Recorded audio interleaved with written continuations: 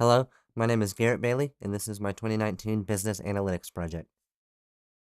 Alright, so here are my two research questions. The first is determining whether there is a correlation between demographics and mortality rates. The next is again looking at demographics, but this time looking at readmission rates. And my focus is among heart attack patients, mortality rates, and readmission rates. I want to start off with the reasons why you should invest with us. One, there will be lower readmission rates, meaning a higher quality of care, and ensures health organizations will receive payment. This also means higher patient satisfaction, less deaths, which means saving lives. So I had five hypotheses. The first one is the one I'm going to focus on, and that is metropolitan areas. They have the lowest mortality rates for AMI patients than our other core-based statistical analytics.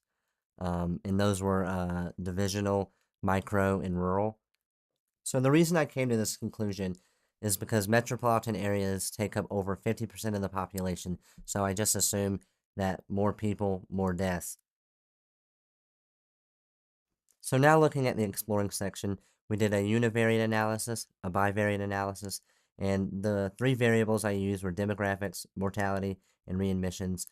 Demographics included patient days, core-based statistical areas, region, type, owner, and then I also included bed size in one of the tests. Mortality, I had heart attack, cabbage, pneumonia, COPD, heart failure, but I mainly focused on heart attack. And for readmissions, I had the same variables and also focused on heart attacks.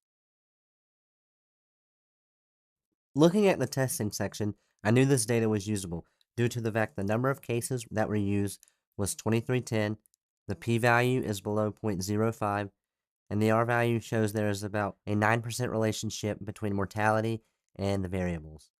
The distribution curve shows the relationship is positive and the relationship is slightly skewed right.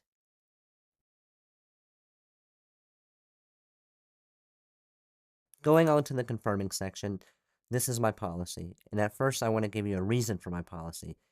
Elderly and poor populations tend to live in micro areas, and access in these areas tend to be a barrier.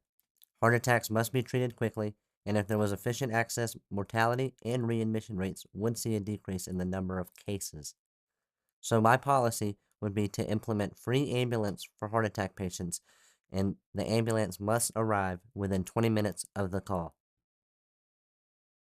Now looking at the experiment section, the average hospital ride is $1,200. The number of cases that we're looking at is 2,310, and we're only going to look at half of those because this is an experiment. And then we're going to do 50 free rides per hospital over a 6-month span to give each hospital enough time to get the cases. The math behind that is 1,200 times 1,155 times 50, and that comes out to $20,790,000. And that seems like a lot of money, but in reality, this is just a small investment.